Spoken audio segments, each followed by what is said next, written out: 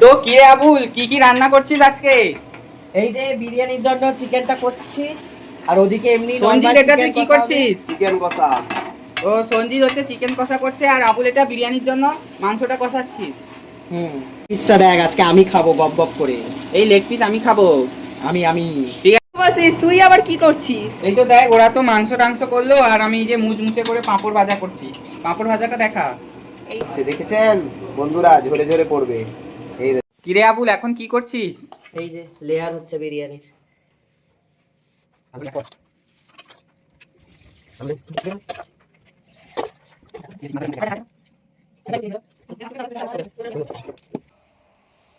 রে বিরিয়ানি তো স্টিম হয়ে গেল, এবার লে ঢাকাটা খোল।